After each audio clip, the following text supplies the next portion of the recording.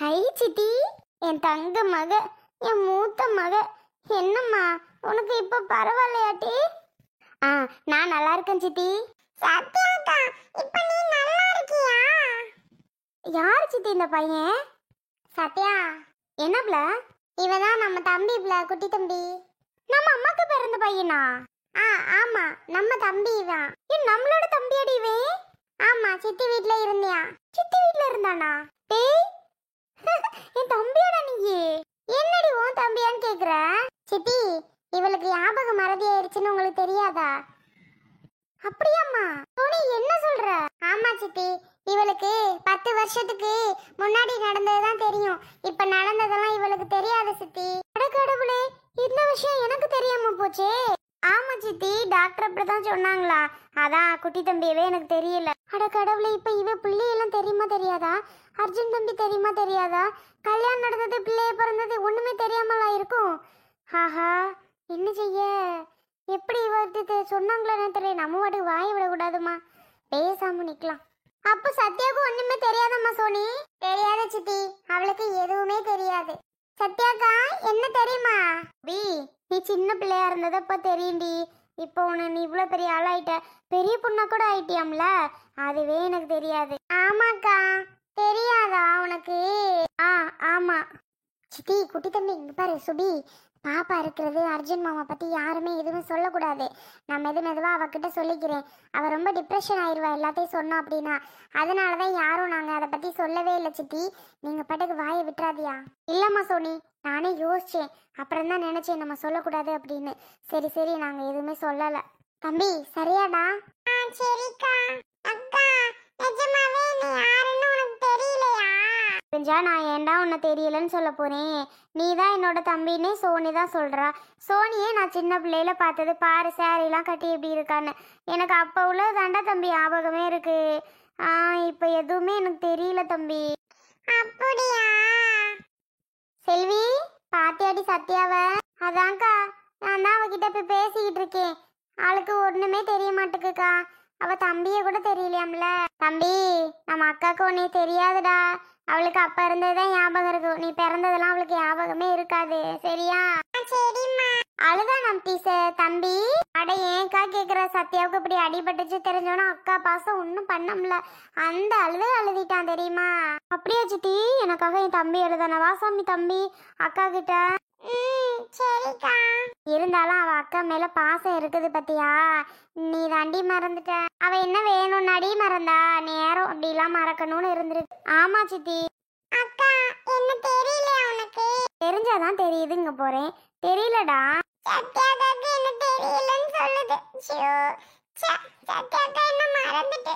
தம்பி, அக்காக்கு ஞாபகம் இல்ல சாமி, அதனாலதான் அவ உன்னை மறந்துட்டா. இல்லைன்னா ஞாபகம் இருந்திருக்கும். அக்கா, என்னையே பார்த்தது தம்பி எங்கடா போணுன்னு கேக்கும்னு நினைச்சேன். ஆனா அக்கா என்ன மறந்துருச்சு.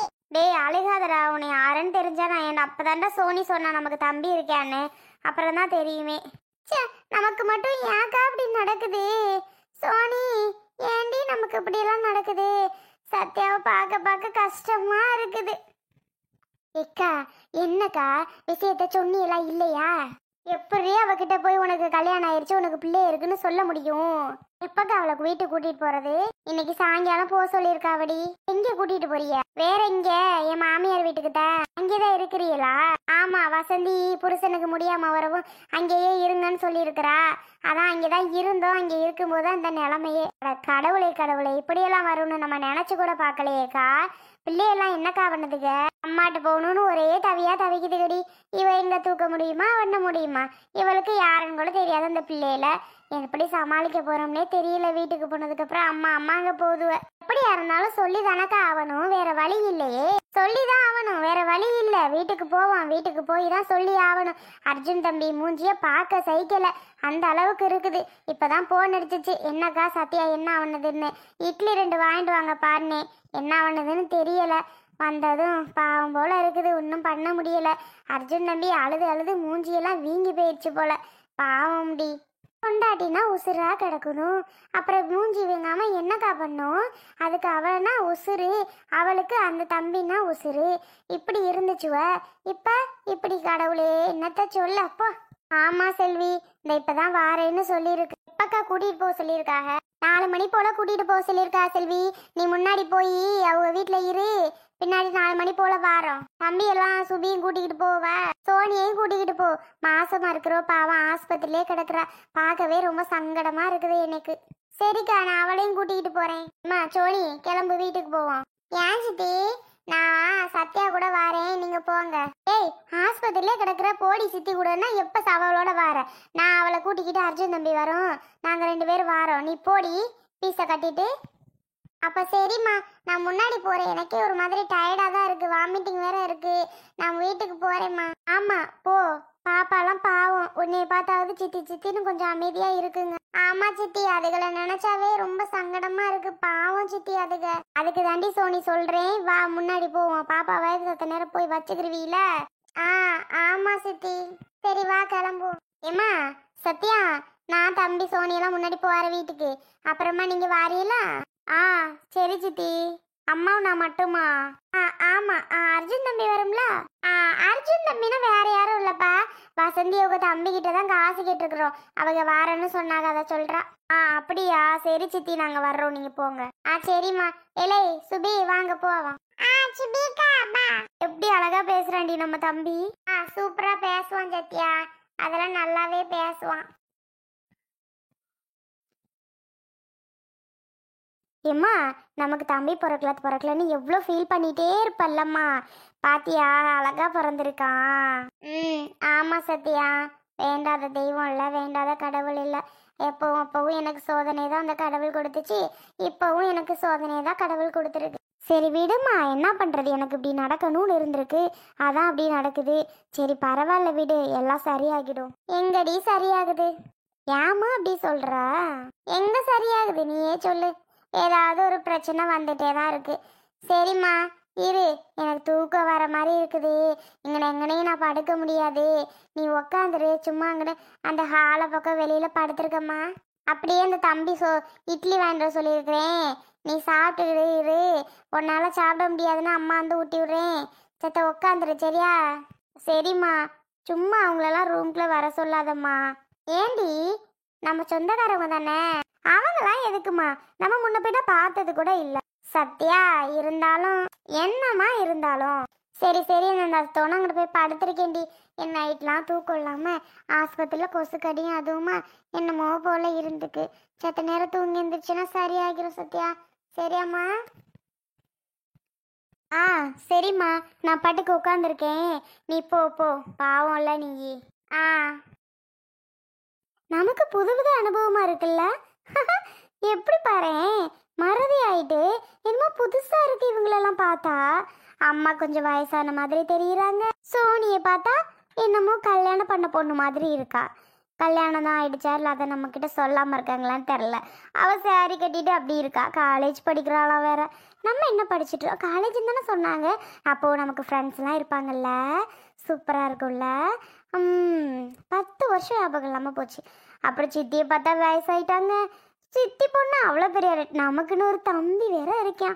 இதெல்லாம் பார்த்தாலே ஆச்சரியமா இருக்குல்ல நமக்கு. சூப்பரா இருக்கு.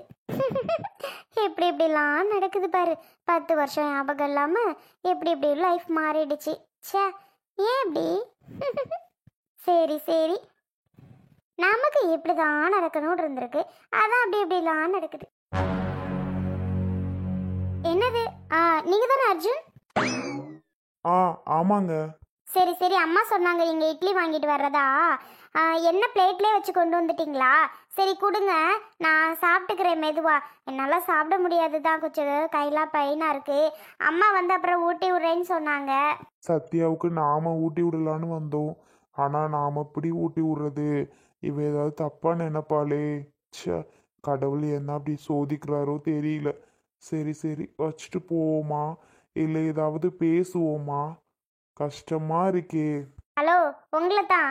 சாப்பாடை கொடுங்க, அப்புறமா அம்மா வந்ததும் நான் சாப்பிட்டுக்கிறேன். அம்மா கொஞ்சம் தலைவலின்றதுனால படுத்து தூங்குறேன்னு சொல்லிட்டு ஹாலுக்கு போனாங்க. அப்புறமா நான் சாப்பிட்டுக்கிறேன், கொடுங்க.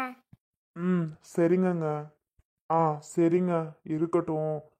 ஆ இல்லைன்னா நான் வேணா. நான் சாப்பிட்டுக்கிறேங்க போங்க. ம் சரிங்கங்க. ச்சே, நம்ம ஊட்டி விடலான்னு பார்த்தோம். நம்ம பொண்டாட்டிக்கு நம்ம ஊட்டி விட முடியலையே. இப்படி ஒரு சுச்சுவேஷன் கடவுள் கொடுப்பாருன்னு நினச்சி கூட பார்க்கல. சரி போவோம். இவர் எதுக்கு சும்மா சும்மா வர தெரில கடவுளே. என்னங்க இப்பதானே உங்ககிட்ட நான் சொன்னேன், சும்மா சும்மா எதுக்கு தான் இந்த ரூமுக்கு நீங்க வருவீங்கன்னு தெரியல. அதுக்கு இல்லைங்க. எதுக்குன்னா ஒன்றும் இல்லை. அது வந்து இட்லி நான் வேணா ஊட்டி விடவா? கொஞ்சமாவது அறிவு இருக்கா உங்களுக்கு? ஏதோ ஒரு பொண்ணுக்கு வந்து ஊட்டி விடுறேன்னு சொல்லிட்டு வாரீங்க. சீ கடவுளே, என்னங்க இதெல்லாம் நீங்க போங்க கிட்டே. நான் தான் எங்க அம்மா வந்தாலும் சாப்பிட்டுக்கிறேன்னு சொன்னேன்ல.